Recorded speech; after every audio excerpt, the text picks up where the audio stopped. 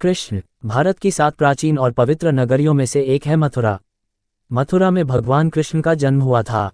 किसी ने कृष्ण के मामा कंस को बताया कि वसुदेव और देवकी की संतान ही उसकी मृत्यु का कारण होगी, अतः उसने वसुदेव और देवकी दोनों को जेल में बंद कर दिया। कंस उक्त दोनों की संतान के उत्पन्न होते ही मार डालता था। भविष्यवाणी के अनुसार विष्णु को देवकी के गर्भ से कृष्ण के रूप में जन्म लेना था, तो उन्होंने अपने 8वें अवतार के रूप में 8वें मनु वैवस्वत के मनवंतर के 28वें द्वापर में श्रावण के कृष्ण पक्ष की रात्रि के 7 मुहूर्त निकल गए और 8वां उपस्थित हुआ, तभी आधी रात के समय सबसे शुभ लग्न उपस्थित हुआ। उस लग्न पर केवल शुभ ग्रहों की दृष्टि थी। रोहिणी नक्षत्र तथा अष्टमी तिथि के संयोग से जयंती नामक योग में लगभग 3112 ईसा पूर्व अर्थात आज से 5126 वर्ष पूर्व को हुआ। ज्योतिषियों के अनुसार रात 12 बजे उस वक्त शून्यकाल था। बड़े होने पर कृष्ण ने कंस का वध किया, नाना उग्रसेन को गद्दी पर बैठाया, देवकी के मृत पुत्रों को लेकर आए और माता पिता को कारागार से मुक्ति दिलाई। कन्हैया के मित्र तो गोकुल के सभी बालक थे, लेकिन सुदामा उनके कृपापात्र रहे। अकीचन सुदामा को वैभवशाली बनाने में दामोदर ने कोई कसर बाकी नहीं रखी। श्री कृष्ण के जीवन में राधा प्रेम की मूर्ति बनकर आईं। जिस प्रेम को कोई नाप नहीं सका, उसकी आधारशिला राधा ने ही रखी थी। कृष्ण किशोर वय के हो गए तो महाभारत युद्ध की छाया पड़ने लगी थी। महाभारत में मुख्य आख्यान पांडवों का है, जिसमें हर पल कृष्ण उनके साथ हैं।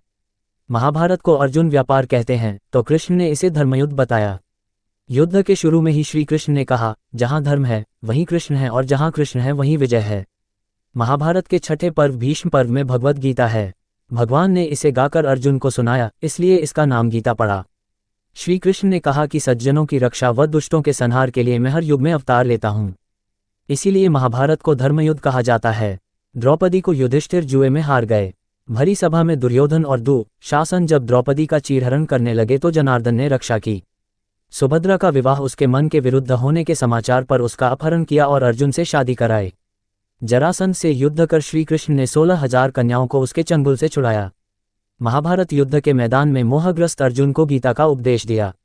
उपदेश देने के लिए शांत जगह चाहिए, लेकिन कृष्ण ने वहां ज्ञान दिया जहां 18 अक्षौहिणी सेना के कोलाहल से किसी को कुछ सुनाई नहीं पड़ रहा था। अपने विराट रूप का दर्शन कराकर अर्जुन का मोहभंग किया। आत्मा के अजर अमर होने की बात बताए।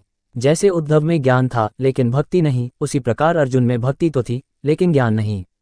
गीता में उपदेश देकर उन्होंने अर्जुन से कहा कि मारे जाओगे तो स्वर्ग मिलेगा और जीत जाओगे तो पृथ्वी। इस तरह पार्थ को युद्ध के लिए तैयार किया। भगवान ने कहा कि जो मुझे जिस तरह याद करता है, मैं भी उसी प्रकार उसका भजन करता हूँ। ओम नमो भगवते वासुदेवाय नमः।